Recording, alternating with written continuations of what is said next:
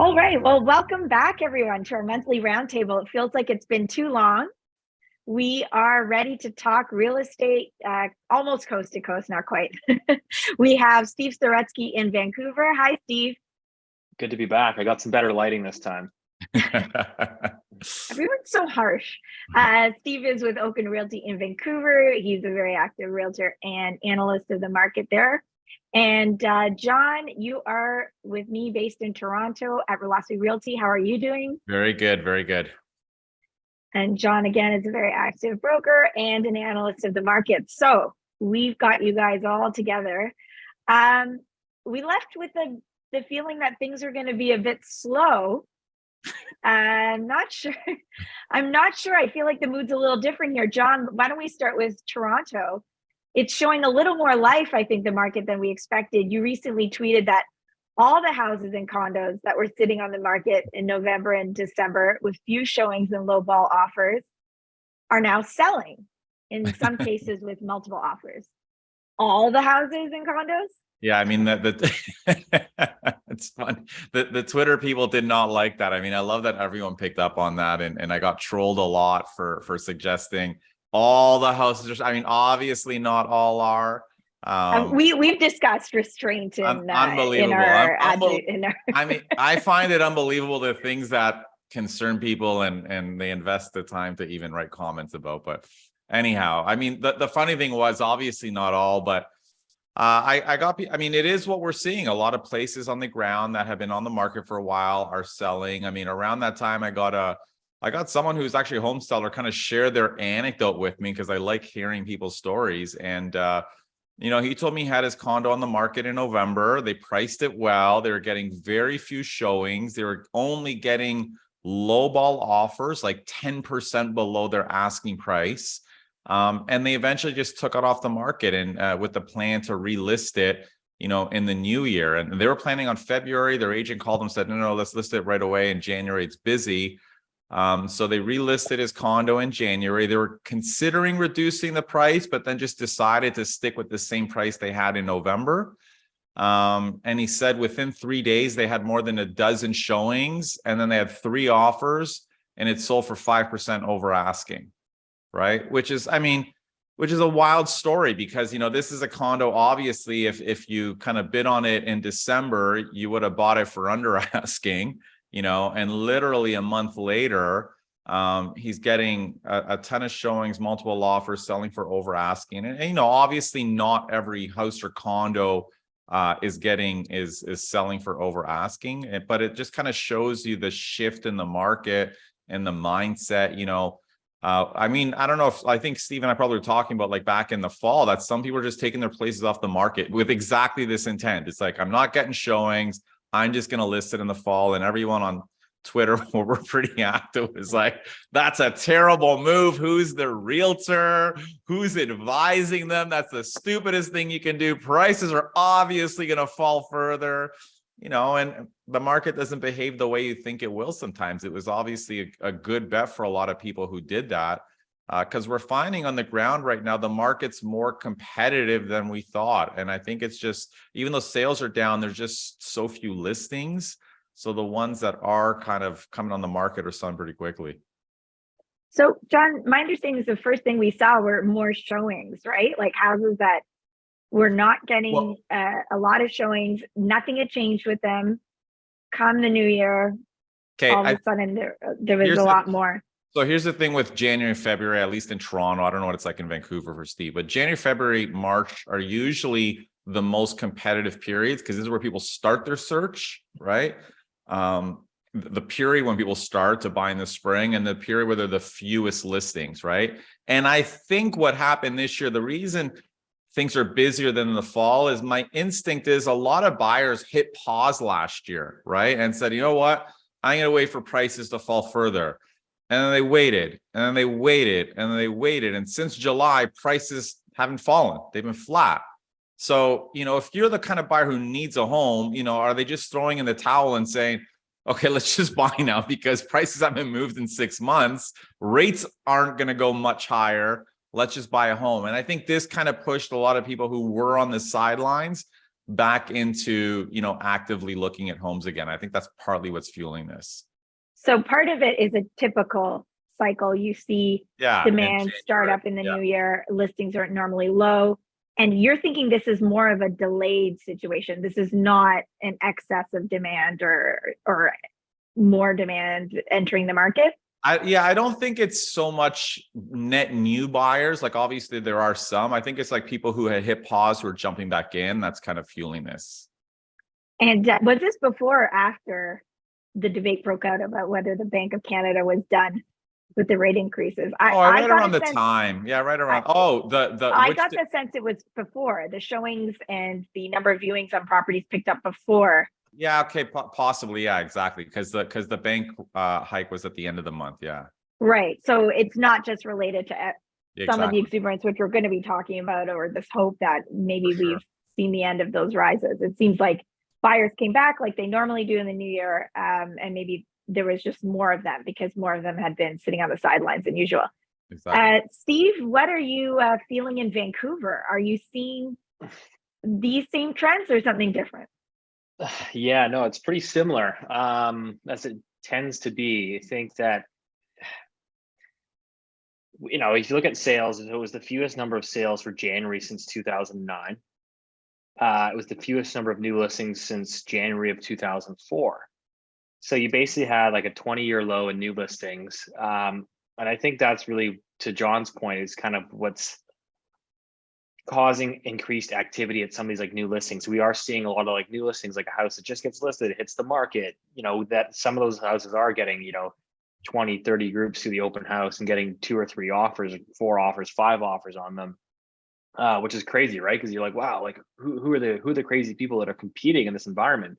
Everybody expects, the recession, house prices to continue to go lower, but it's like, yeah, I mean, sometimes markets do crazy things. We have to go back and look at the onset of the pandemic, which was like, remember we had all those mortgage deferrals, job layoffs, the world was ending and like people were out competing for houses, right? So it's like, yeah, like the market can be very irrational. And so I think that's kind of, what we've been seeing is like, I think the current levels of inventory coincide with bull markets.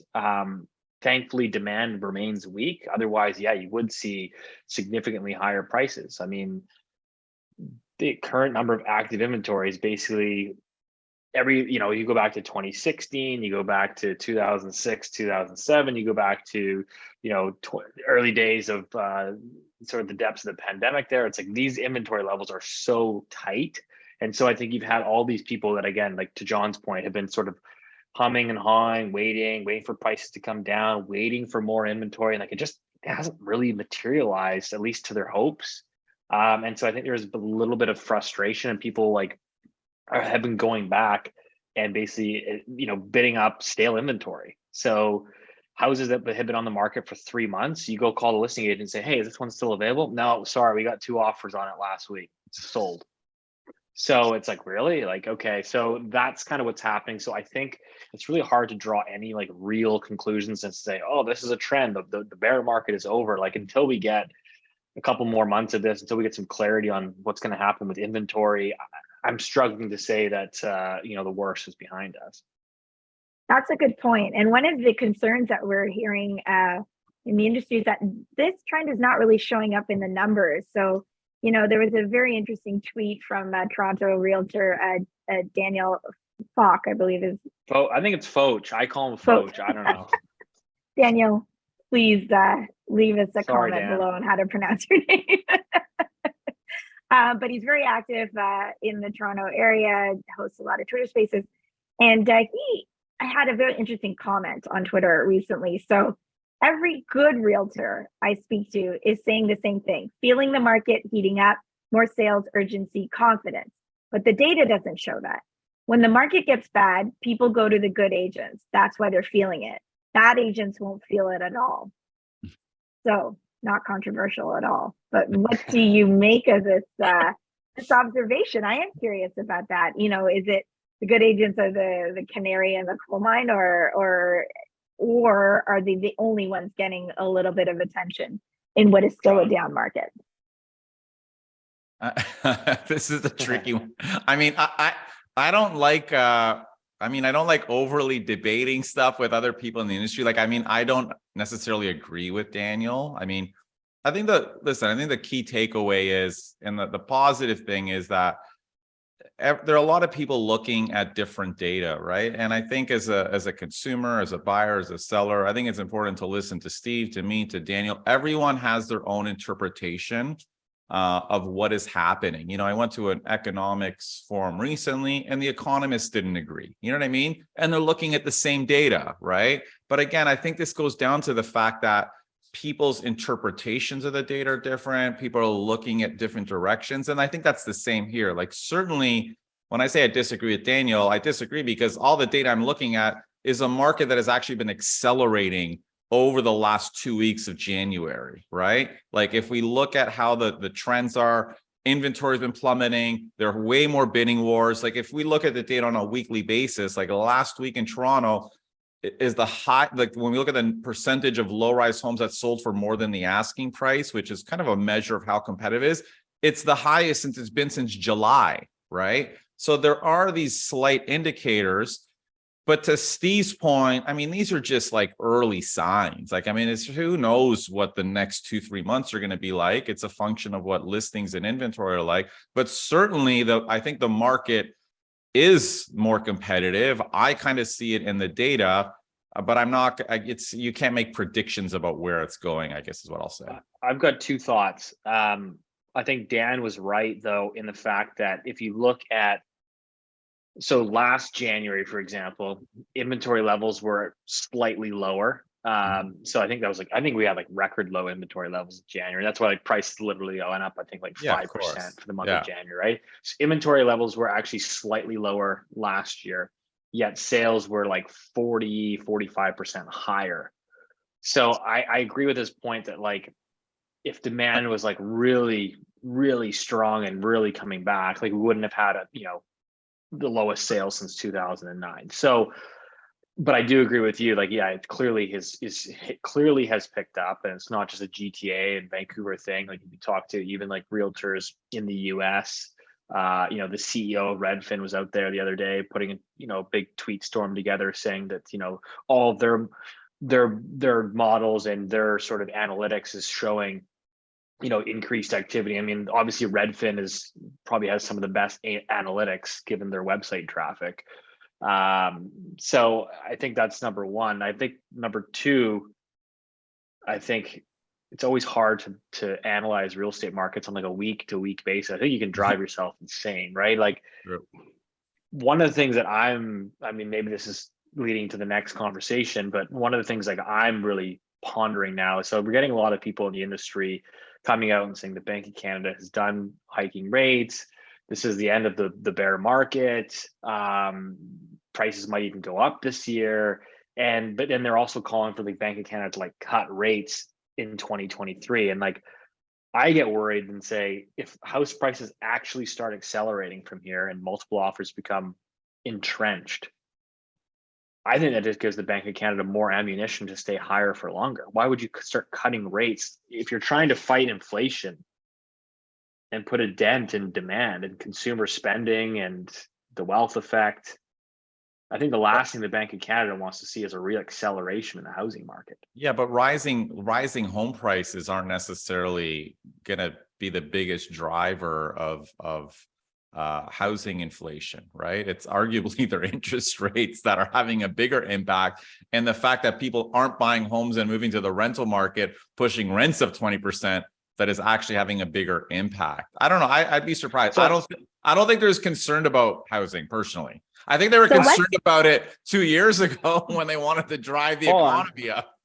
I agree, but I found it interesting because there's been two papers, and I don't like, you have to take every sort of economic paper with a grain of salt. There is no, like, it's never black and white, but there was two research reports. A bunch of them were tweeted out by Fed officials, or not Fed officials, but the guy that writes in the Wall Street Journal that basically is in the pocket of the Fed, Nick Tiramisu or whatever his name is. Anyways, so there was one report was saying that I think it was 2/3. They said they estimated that 2/3 of the US CPI inflation increase was result of the wealth effect from rising house prices during the pandemic. So they said 2/3 of all inflation they figured could be derived from the housing boom.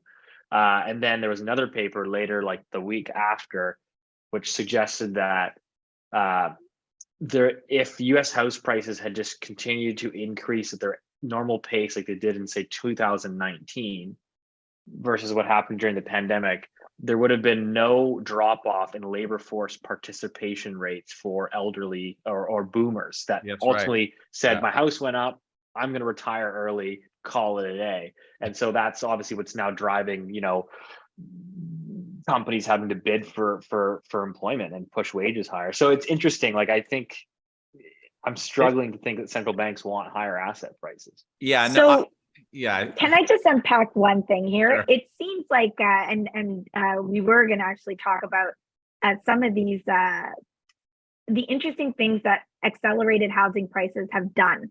So, we've talked about in the past, people spending, taking money out of their HELOCs and investing in other properties. That's one way. Consumer spending can go up. And when we're all stuck at home and your house prices are going up and there's nothing else to do, we all went to Amazon during the pandemic and spent a lot of money on consumer goods. And then Steve's point, which we were going to touch on, and why don't we do it now? Here's a snapshot of a paper that John was tweeting about as well. I believe this comes out of the University of British Columbia, if I'm correct. Yeah, it was from UBC. Or did they just tweet that? Oh, yeah, that's right. The academic Favulakis. You're right. Yeah. Yes, I believe Favulakis and Lee from the University of British Columbia, UBC, but they were studying, as Steve was mentioning, the behavior of labor force participation by older Americans. And they believe that the increase in their own home prices that they were sitting in, resulted in probably their overall retirement and nest eggs looking decent enough for them to leave the labor force earlier than they would have. Did that, and their headline is the Great Resignation was caused by the COVID-19 housing boom. Now, I'm not really sure, because I also saw a lot of videos about people just saying, I hate my minimum wage, terrible job, shove it. So I think the Great Resignation seems to be many factors, but I think, Steve, you have a great point. The one thing I get confused about is when bankers are looking at inflation, and I know there's core inflation and then there's a more broad metric. My understanding in Canada is that they look at what it costs to rent a home rather than, like, that's one of the primary ways they look at housing inflation in Canada. Is that correct? So I think in Canada, they look at the cost of replacement of your shelter. So what basically the cost of rebuilding, I suppose, your home, versus the US, I think they look at owner's equivalent rent, which is basically, I think what they do is they survey homeowners and say, what do you think it costs to rent the house that you own? Which and my understanding is, do both kind of do that? They're basically asking, if you didn't own your home and you had to rent, what would the cost of your housing be? So for owner occupied housing, so we of course, like for rental housing, we look at how rents are changing, but it's the owner occupied housing that we do things different. In the US, Steve's right, for an owner occupied home, they basically say, well, what would this home rent for? And that's what we're going to use for the inflation index. In Canada, they use something that's called like a user cost model, which is basically looking at how the costs to owning change over time. But the biggest cost to owning are interest rates, right? Which is why, like, if you remember, we had this weird dynamic during the boom where prices were exploding. Okay, but like housing inflation was actually plummeting. And I think the Bank of Canada had this chart that actually showed that, right? Like, prices are skyrocketing because inflation or interest rates went to practically to zero. The inflation on housing actually plummeted, and only now it's gone up. And it's gone up, I mean, in part because of higher prices, but mainly because interest rates are through the roof, right? That was the confusing part. So in Canada, yes, I remember looking at that. Our inflation was driven a lot by supply chain, tie-ups in the beginning, increased demand, and then there was the gas story and the food cost story, which remains really strong in Canada. But for a time there, you're right, the housing wasn't part of it. Now it is. So I guess to your point, John, it seems like there's two things. I get Steve's point that this household wealth that we all have drives our spending, drives inflationary pressures, because we want to consume, we can consume, maybe we don't even have to work, so labor costs go higher. But on the other hand, the direct measure they use seems to be more tied to the interest rate in Canada, at least. Mm-hmm. So that's a bit strange. I mean, in the US, would you say that's more straightforward, that relationship between housing and other consumables? Which one? The inflation approach? The way they measure it, the way that they look at rent rather than what the costs are to own. It's debatable because the Canadian way actually does measure what it costs you to own a home. The fact is, in many ways, the Canadian approach is actually more realistic. And what people don't get is they look at house prices rising as like a sign that, you know, housing inflation. But that's not the case. Like, inflation's about how much money am I spending out of my pocket for my shelter costs, and how is that changing over time? And the fact is, the Canadian approach is actually more accurate. Our shelter costs plummeted during the boom because interest rates were lower, and now it's becoming more expensive because our mortgages are 5%, not 2%, right? So it's not an indicator. I think that people confuse it. They think about housing inflation as some sort of metric in terms of how much it costs to buy a home, but it's not that. It's how much to carry a home for people who already own homes, right? And how that changes over time. I think you could debate. I mean, it's an ongoing debate. It'll continue to be debated. I'm sure you can watch the YouTube comments that roll in after this, but I mean, the way that we measure shelter is certainly, or inflation is certainly debatable, right? I mean, like, go back over the last 10 years, for example, you know, the Bank of Canada was quote unquote struggling to hit their 2% target, right? Inflation was coming at 1.8, 1.9% every year. So we had to keep rates essentially at near zero. And, you know, over the last 10 years, like, Greater Vancouver and Toronto house prices have gone up, what, 10% a year for the last 10 years. So it's like, but you're telling me, you know, inflation was in check and shelter inflation was relatively subdued. So it's like, I'm struggling to say, like, I think anyone that lived in Vancouver or the GTA over the last 10 years would tell you that it felt like the cost of living was going up more than 2%. Well, yeah. Year. And that's what John was saying about the counterintuitive, because the rates were so low, you could have this crazy price that you paid for a house, but your mortgage payments were low because the interest rates were low. And it gave this, I understand, I do agree with Steve in the sense, because they're measuring that way, there's a disconnect between the basic question of, if I had to buy a 2-bedroom house today versus 10 years ago, it feels like it costs a lot more for the same product, which is how we would normally think of inflation as a layperson. So it is a bit counterintuitive. But on the other hand, John, are you saying that, you know, maybe this look is a little more realistic at what households feel in terms of their pressures? Yeah, I think that measure is. I mean, and going back to Steve's point about how the Bank of Canada reacts, interestingly, to if prices increase this year. I mean, it'd be interesting to see if they take that into account in their policy decisions, because they're not supposed to, obviously. They should be concerned about inflation. And you know, rising home prices is not the biggest variable for inflation. But the reality too, at the end of the day, is, I mean, it's going to be interesting over time, because, you know, trying to put a lid on home prices by keeping rates high is just going to drive up rents. You know what I mean? Like, there are so many pressures on prices now that it's going to be hard for the central bank to kind of try to keep a lid on that, right?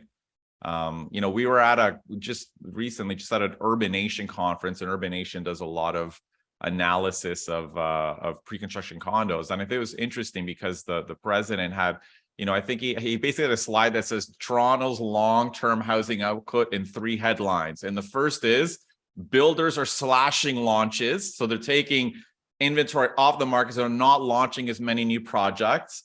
We're seeing a big slump in the construction of purpose-built rentals, and Canada's population is going to grow by 500,000 people per year by 2025, right? So it's like the first two are slashing supply, then we're driving up demand.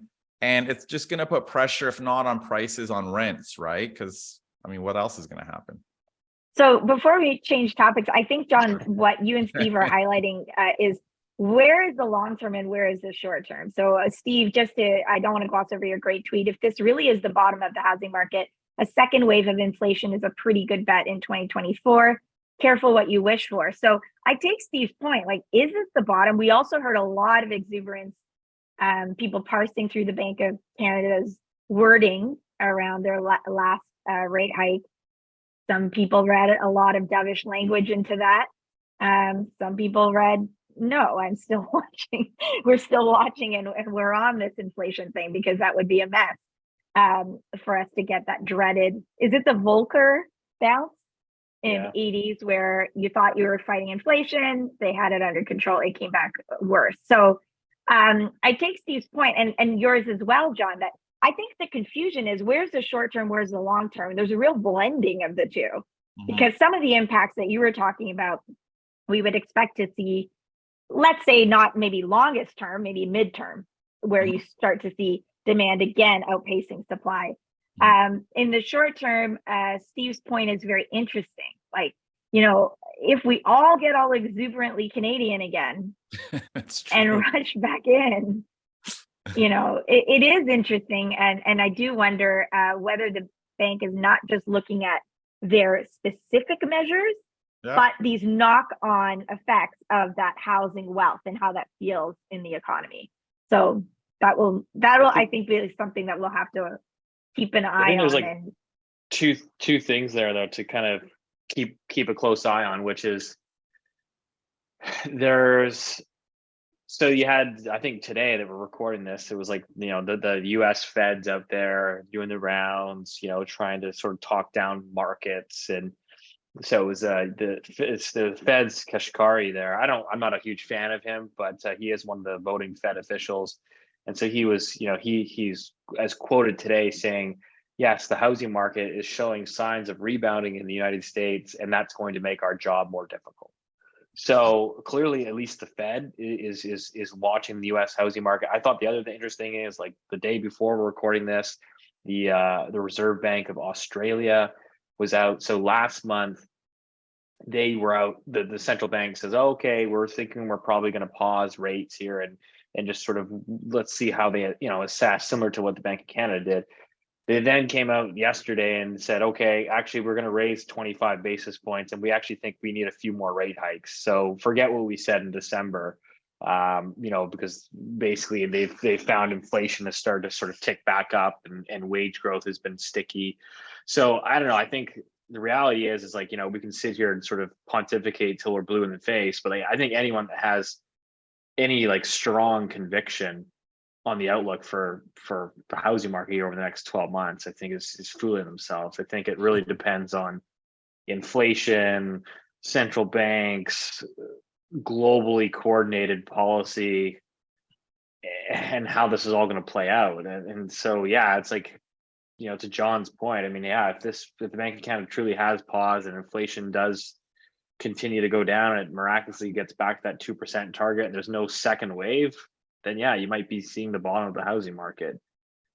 But if the inflation comes back, then I think all bets are off, right? So, and that's just too hard to say. It's too hard to predict. So we'll keep an eye on that. Interest rate corner will be back for some time, but there is a lot of mixed signals. We have the bond market on the one hand seeing a possible interest rate cut even towards the end of this year, which seems insane. I think we have friends of the show calling some of the opinions of bankers surveyed as indicating that alcohol and drug abuse is rife in the financial I think that was Ron. I think that was Ron Butler saying that they must be high if they think that a rate coming down is possible in this year or next, and that there's a lot more of this inflationary fighting to come. So I think we'll just have to keep an eye on it. Are there any sort of last thoughts before maybe we talk about the fallout, more immediate, before we talk about what's next of these interest rates? And I'm talking about distressed sellers next. So we are now seeing some more anecdotal evidence about power of sales happening. And as I mentioned, I did have a great chat with Ron Butler, a longtime mortgage broker in the Toronto area who's great on social media. And we had a great chat on Move Smartly about the segments of borrowers who are most at risk. And one segment that Ron pointed out was private lenders. These are people that do not have their banks, their mortgages with major banking institutions for the terms you normally see. They're people that probably struggle to get a mortgage for a reason and have 1 or 2 year mortgages with private lenders. And as Ron was pointing out, private lending is not an area that has a lot of the security of other types of lending. Private lenders can be as small as your mortgage broker or a lawyer giving you some funding, and all the way up to bigger companies doing this. But a lot of them now want to get out of the mortgage game because, we're seeing this shift. And so some people coming up to renew their mortgages are just hearing, nope, we're not offering this anymore. So these people then have to go and scramble and try to get mortgages elsewhere. So we saw a recent Globe and Mail headline here about that very thing, private lenders reining in real estate borrowers. Now, these people will scramble, as Ron said, but because most of these people probably went to private lending because they found it hard to qualify or get mortgages elsewhere, there is the question of whether this will result in an uptick in power sales.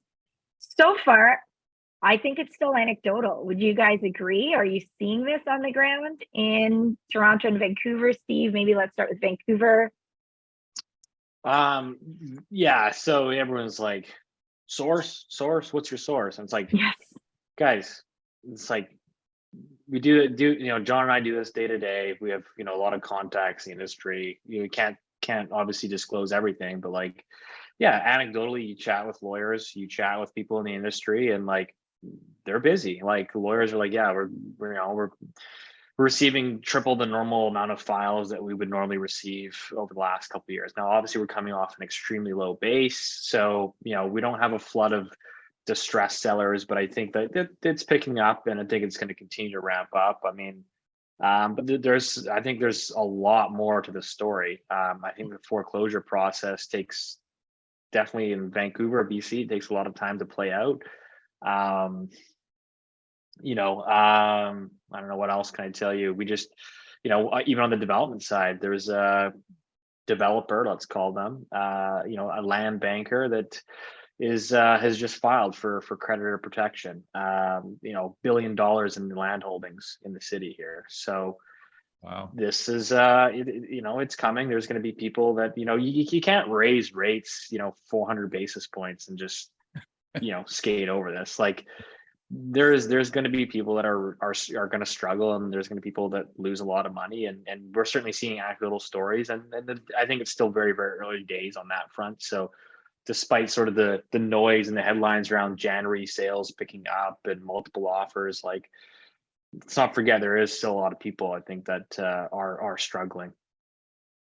Steve, I wanted to ask you about that tweet. So you did mention that several large land bankers in Vancouver have filed for bankruptcy, unable to roll over their loans now that the music has stopped. And you went on to say these are offshore wannabe developers, overpaying for sites, taking out expensive debt, and refinancing every few years as land prices surge higher. It works until it doesn't.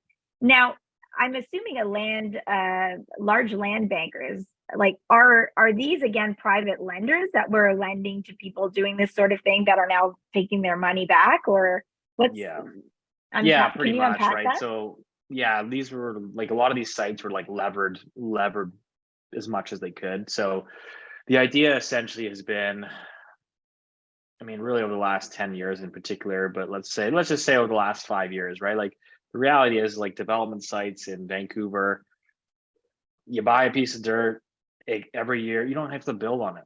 Every year it goes up 10%. Okay, that's just basically what it's done. So the idea is that, they strap it with some debt. Every 12, 24 months, the value of the land goes up 10, 15, 20%. So you refinance, pull some equity out, go to a different lender, purchase another piece of land. And they're basically just like recycling cash. So similar to like the Burr method on single family houses that you hear about. This is basically what the developer was doing with land, with development sites. So they were just sitting on all these development sites, just rolling over their debt. And again, that helps too. And the levels of interest rates continue to fall and prices go up. But when the reverse happens, which is rates go up and they go up very, very quickly, land prices fall at the same time. All of a sudden, the lenders say, you know what, I don't want to refinance you. I don't want to extend you. So the musical chairs kind of comes to an end, and that's what we're seeing in this case. And like, I know there's more out there, and I'm sure we'll see more of them, I think, over the next 6 to 12 months. Yeah, and I guess we're tracking like several different kinds of groups here. There's those that may try to sell to get out ahead of this. There's those that's even before you enter formal proceedings and foreclosure and all of that, and have to sell. So it will be interesting. Obviously, I wonder if obviously, like if we see more of this on the construction side, on the builder developer side. I think in Toronto at Urban Nation's presentation earlier this morning, John, we heard only about one canceled condo project in Toronto so far in the first quarter. But all of this stuff has the potential to just keep adding to the supply gap that we're adding to, basically. Potential, yeah. Yeah. I mean, and the canceled project's one thing, it's going to take supply out. But I mean, when we think about kind of going back to your question about this stress, certainly we're going to see some among people who are completing this year. I think we've talked about that.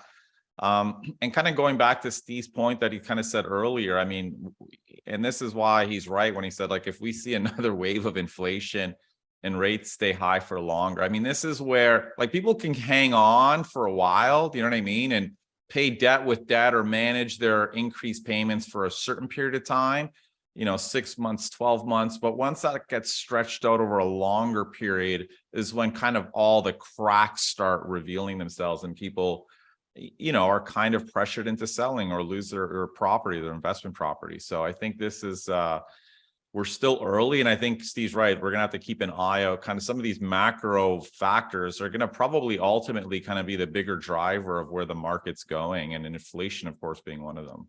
Yeah, so I think that's, sorry, go ahead, Steve. Can I give you, I'll just give you like one more example. I like the anecdotes because it kind of just maybe helps people understand, what you're seeing out there. And again, this isn't widespread, but like you're gonna see like who's been swimming naked, right? So like I've seen a bunch of these recently. I'll give you one example. East Vancouver, detached sort of old house, basically a building lot. Some guy buys it at the peak of the market for $2.2 million. Realistically, this house probably will rent for maybe $5,000. And so, a year later, less than a year later, actually, it's back on the market. Started at 2.3, then back down to 2.2, now asking $2 million. House is maybe worth 1.8 at most today. They just overpaid at the top of the market. You pull the title on this property and you see, okay, they've got a first loan with Home Capital Group for a 1-year term at 5.5%.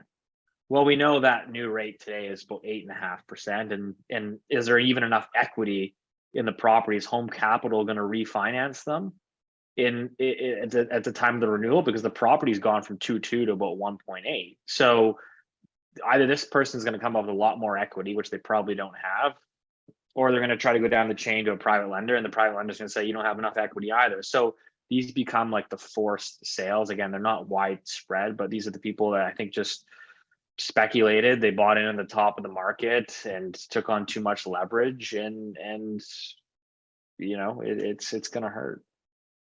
Yeah, I mean, and Ron and I were talking about how I asked him about the numbers. He thought private lending was maybe 1 to 2% of the market share for mortgage products, but he mentioned they're very concentrated in Toronto and Greater Vancouver areas.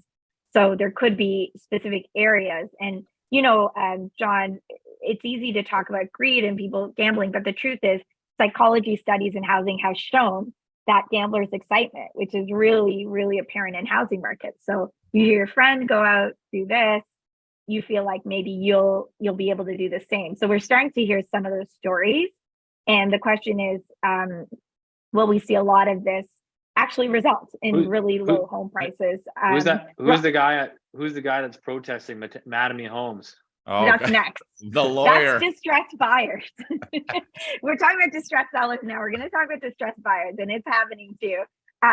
But yes, it's the same thing. But to be fair, I think there is a sense of when this is all done, and again, this is short term versus long term, the people that are going to get dumped off that housing ladder, like, you know, are not just all speculators. There have been a lot of people who took the leap, tried to like grab onto the Canadian dream, and, you know, reached probably for some of these products, and will see themselves under a lot of pressure in this down cycle. Ron, you know, reminded me that, and reminded us that the degree to which this is happening is not something that we saw like in the United States in 2008. So if we're expecting, you know, wide, you know, swaths of streets being underpriced or going underwater, it's, I mean, in his not numbers, likely. what did he say? 1 to 2% are private. yes, Yeah, so and that while yeah. So if you think about those numbers, that just means that the most vulnerable people, who are the ones who bought in the past year, you know, out of the 100,000+ sales, only 1,000 to 2,000 houses are private. Well, out of those, how many are actually going to be forced to sell? I don't know, 500, 600. Like, it's not like, I think people are expecting tens of thousands of people to default. And I agree with Ron. I don't think that's likely to happen, right? Yeah, and before we move at that point, are power of sale homes always a good idea? Either of you? No, I mean, Ron was mentioning, that they're, you know, are they such a good deal if we do start to see these? Yeah, Ron Butler did have a good thread on that. I mean, and in short, in Ontario at least, it's not the deal everyone thinks it is. I mean, the lenders, the banks have to try to maximize the sale price. They can't just take the lowball offer that you put in. They're usually as is condition, meaning there's no guarantees about the condition. Usually they're in rough shape. So listen, they're fine potential if you want to renovate a place, but it's not necessarily a deal. All right, Steve, are you a I think power you of tend to sale get, yeah, we don't have power of sale in BC. We just basically just essentially a foreclosure. So it takes a longer time for those to actually filter through to the actual market. I tend to find that I think you get decent deals. You know, it's not like, again, it's not like the US where you get these like fire sales at the court and, you know, lowest bidder gets it. It's they do have to market it and show they were able to achieve quote unquote fair market value. I tend to find that's, you know, 5%, maybe below what a normal listing would get. So yeah, there is a bit of savings there, but to John's point, there is a bit of risk because they're always sold as is where it is. So, you know, you could show up and there's no appliances, and it's unfortunate for you. And let's demystify this a little bit. So am I wrong to think foreclosure process is the power sale process in Ontario, or explain to me the differences? And are banks usually behind these, and so they become the vendors of the property, trying to recoup I guess any of the mortgage capital that they invested in that house? I think that's a longer discussion to go to, foreclosures versus power of sales. Maybe we go over that next one. Okay, fair enough. I think we should. Okay, so let's park that and let's end this month's talk with what Steve was talking about. So it's making a lot of headlines here in Toronto. Not going to say there's a lot of sympathy for this, but there is a group of buyers who have bought pre-construction, as I believe they're all detached homes, correct, John? I think so, yeah, Mattamy. Pretty high price points. Mattamy Homes, a very well-known builder in Toronto area. And now these pre-con builders are buyers are finding themselves in a situation where they're waiting for these homes to close, to be finalized. And the builder, Mattamy themselves, are now selling the same models for lower prices. So some of these buyers, some of whom are lawyers themselves, and have signed the contracts saying that they have to purchase these homes at the prices they bought them at, are crying foul and asking the builders to stop doing this, or at least wait, I don't know, until the homes are built to do this. Now, I have known John long enough to know that this is one of the things that you've always pointed out as being one of the risks inherent in pre-con. For years and years and years, that risk paid off because people were making a lot of money. Now we're seeing the other side of that, that risk. So I guess just some closing thoughts, John, on what you think about this situation. And then Steve, I think in Vancouver, there have been some protests too. So I want to get your thoughts on the same. I mean, it's complete nonsense. I mean, the reality is, I mean, you're making a financial investment. I mean, you can't protest. I mean, you can't protest when you're on the wrong side of that bet, right? It just doesn't work like that. And their idea that they're going to tell Mattamy what to do with their existing units. I mean, quite frankly, it doesn't matter what Mattamy does because the resale prices have declined. Like their appraised values are lower anyways. So, you know, a lot of these people were investments. I mean, the one main person in that article, I think, was a lawyer who bought $2.5 million homes, right? I mean, the sympathy is a little bit constrained. Exactly. So you know what, like if you want to make that bet, you better have the money to do it. If not, default. And I feel sad for you, but listen, you can't max out on leverage during a housing bubble and be shocked when that bet doesn't play out. You take responsibility for your actions, unfortunately. So I don't have a lot of sympathy for them. Listen, it's not great when people lose money, but I wasn't making those crazy speculative investments. You know what I mean? And and the fact is, I would not have made a ton of money if those bets paid off either, right? So there are two sides to that. So, you know, they can't just be celebrating when they make money and then be pissed off when they lose money. That's my 2 cents.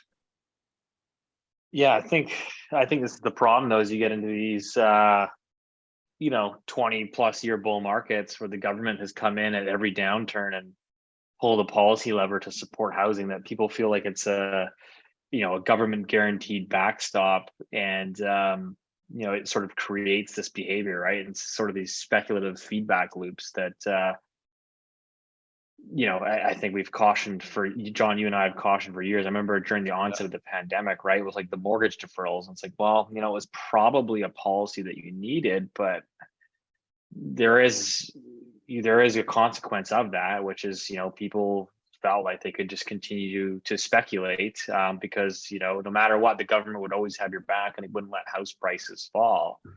And so, that I think certainly has created a lot of this mentality. So I mean, my honest opinion is I actually think, as difficult as it is, and someone that earns a profession in this industry, there's a lot of times where I'm like, we genuinely need a good cleansing to get rid of this bad speculative behavior and this mentality. So, I don't know. I just.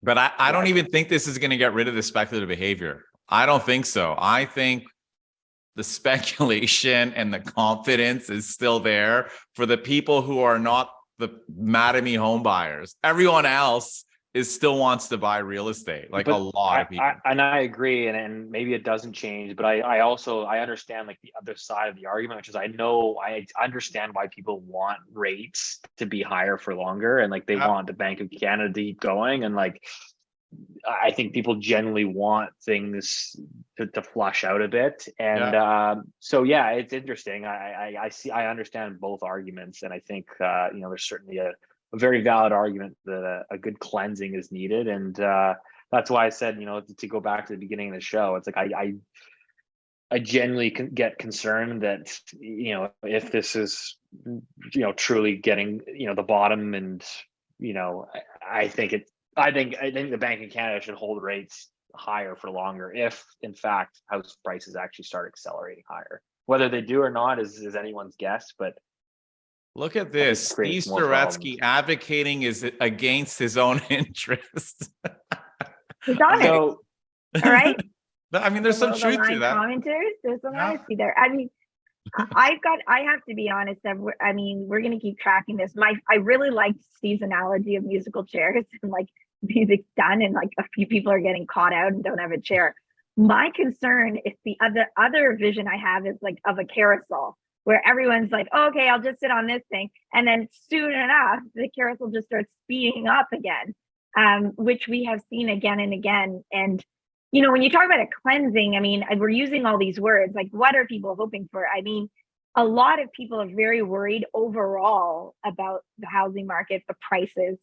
The feeling is some of this speculative activity that has been responsible for some of the increased prices, gets cut back, Mhm. that would be good in general. It would add some stability. We're not seeing as crazy year over year increases in terms of house prices because of speculation. The problem is, I feel like I don't know. I have a lot of doubt about how Canada is now tethered to this cycle. I will be interested to see, if confidence returns, what will the bank do, and what will we see next in terms of, will they take on board, these concerns that maybe they're already seeing in the U.S. That, okay, we're back onto this inflationary go around. So I guess keep tuned in. Let the market clear. I mean, I don't know, like all the government keeps coming in with like all these policy changes, empty homes tax, speculation tax, foreign buyer ban, Just let the market clear. It'll do the market will do the work for you. But like I said, I know governments had their hand in the cookie jar for the last several decades, and it certainly created a lot of this reinforcing feedback loops of higher prices and speculative activity. So like I said, I think rates, I think there's still more pain to come in the background. And so it'll be interesting to see, how the next couple months shape up, because that'll be telling. Yeah, I think so too. All right. So let it run, Steve Saretsky. Let the pain run. All right, we're going to end on that note. Thank you, both of you, for a really actually great discussion around several things, several different points of view, and that makes sense because the market's always, very, very confusing right now. And to all of you, please keep your questions and comments coming. Try to stick to constructive comments about real estate. At John Fasalis on Twitter, at Steve Saretsky on Twitter. I'm at Move Smartly on Twitter. You can also email me at editor@movesmartly.com. Give us all your comments below this video as well. We enjoy hearing from you. And we will see you next month.